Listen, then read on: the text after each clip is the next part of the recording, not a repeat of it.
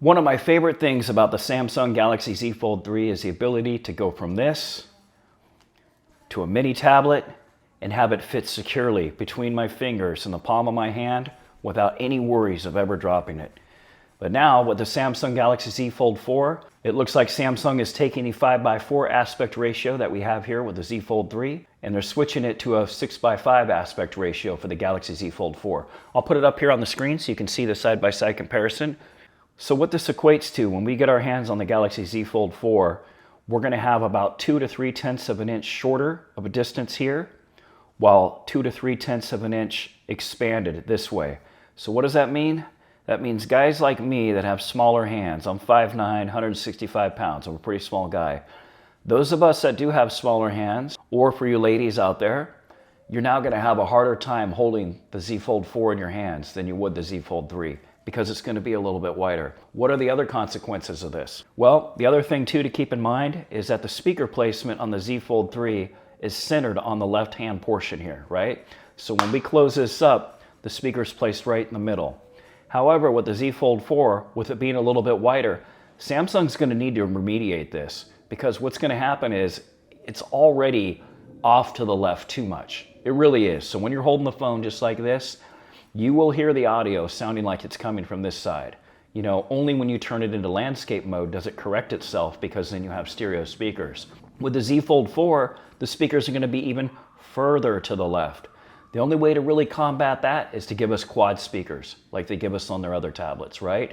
Because now you're going into a box shape instead of it being a landscape portrait type shape that we have here. So they're going to have to give us quad speakers or come up with some other different type of speaker placement, or else it's just going to sound like crap. It already sounds kind of bad enough, like I mentioned, going in this position in the Z Fold 3. So they're going to have to come up with quad speakers, and if it sounds kind of funky having two speakers firing off each side, they'll have to come up with a software fix to make it to where only two of the speakers are on when in this mode, and then when you unfold it, all four get activated. I think that would be pretty sweet. I don't think we'll see it happen, but that would be one way that they can overcome this. Now granted, making it a little bit boxier is going to give us a little bit wider front screen, but keep in mind that we're looking at about 2/10 of an inch difference across the whole screen. So folded, it's only going to be about 1/10 of an inch. You're not going to notice that big a difference. So why they're making this change, I guess it's just to appease the masses and saying, hey, you're getting a wider front screen, but I don't think too many people are thinking of the consequences. You know, when you open this up, one of the cool things about our mobile devices is that we do have a portrait and a landscape mode. Some apps just perform and look better in landscape. Some handle themselves better in portrait. But then they want to take it and make it more of a box design. You know, like we're trying to compete with the iPads now. I'm not a fan of this. And the reason I'm not a fan of this is this. Let me show you this. So if I go to my channel and watch a video, everything looks fine in this regular portrait mode. We go to landscape here and we go to maximize this, right? That's what we get. We're stuck with these black bars here on the top, here on the bottom. Now with the Galaxy Z Fold 4, this is going to be shrunken a little bit this way, and this is going to be spread out a little farther this way, and that means we're going to even have bigger black bars when we're watching content. And I don't know about you guys, but I take my media consumption pretty seriously. You know, I do enjoy using my devices, especially anything that resembles a tablet. You know, we're getting a mini tablet here. I like to watch media on it. It's an important part of my day. I don't minimize it too. I definitely don't minimize it. It's one of the joys of spending money on a flagship product.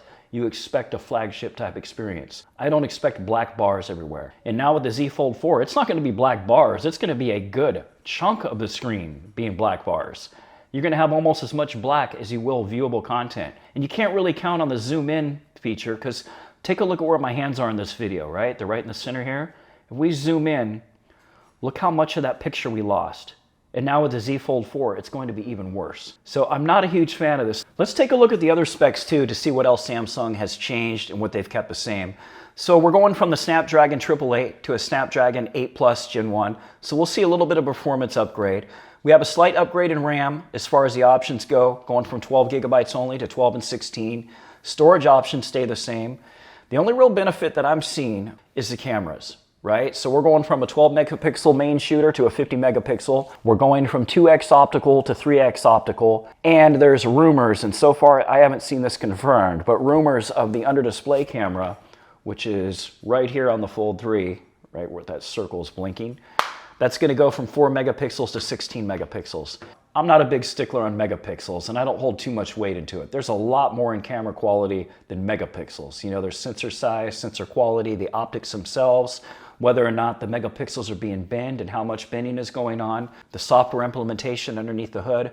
There is a lot more than just throwing a megapixel on a box, you know, and that's what they're kind of doing here by letting people know, hey, we addressed your camera issue. We'll see. We'll see how good it is. I think S23 is going to take the cake next year, but we'll see how good it is. But the part that's really concerning me, the biggest concern I think a lot of us are going to have, same battery size. So we're not getting an S Pen silo like we were all hoping for. And you know, here's the thing, like if we didn't get the S Pen silo, I would think, okay, they're going to give us a little bit better battery, right? They're going to compensate for something. They're going to give a reason why they didn't include that. And if they are going to give us the S Pen silo, they'll find a way to make the screen a little bit bigger or something like that to give us at least the same size battery that we had. Instead, neither of those options are coming true. What's happening is we're getting the same thing we already have. A 4400 mAh battery, Z Fold 3, 4400 mAh battery, Z Fold 4, no difference. So what kind of gains are we going to see with the new chipset as far as battery life goes? Probably just a little bit. Because remember, it's running faster, right? Unless Samsung caps it. We're still going to see, most likely, abysmal battery life. We still have 25-watt wired charging, with the only real benefit being we get a little bit wider front screen, a little bit better cameras. So for the Z Fold 4, the only real improvements that I see are better cameras, a better SoC, and a little bit wider front screen. No improvements to the battery. We're not getting the S Pen siloed. The IPX rating is going to remain the same. All of the other stats are going to remain the same, with what I consider a couple downgrades, and that is the boxier look to the main screen, which I think is going to suck for holding the device, especially for guys like me with smaller hands. It's also going to suck for media consumption. I also don't like the fact that you won't really be going into landscape mode to do multitasking. It's just going to look like two little thin phone screens since everything's getting scrunched into a box. So we're not really seeing too many changes. So do I think the Samsung Galaxy Z Fold 4 is going to come out of the gate as good as the Z Fold 3 did? No, I don't think so, because globally now they're competing with like the Oppo Find N, the Vivo X Fold. We have other options with other aspect ratios and other configurations now going toe-to-toe with the Z Fold 3. And the Z Fold 4 isn't really offering much to the table. It really isn't. It's just kind of a rehash of what we already have. Am I excited about it? No. Do I think it's going to be a great offering? I think your best choice probably, unless we have some surprise thrown at us, we'll find out in about 2.5 months, is just to pick up a Z Fold 3 on sale. Why spend the full retail price for the Z Fold 4, which should come in at a slightly lower retail? I'm seeing rumors of $1599 to $1699, which would be $100 to $200 off. But even with that lower retail price, I would still probably just pick up a Z Fold 3 for under $1,000. You know, you'll be able to find them for that price all day long. So guys, I'm not too excited about what's coming with it. I'm more excited for the S23 Ultra lineup to come out next February, to be honest with you. And but August will be a busy month, right? We will have the Z Fold 4, we'll have the Galaxy Watch 5, we'll have the Buds 2 coming out, a lot of product offerings coming out from Samsung.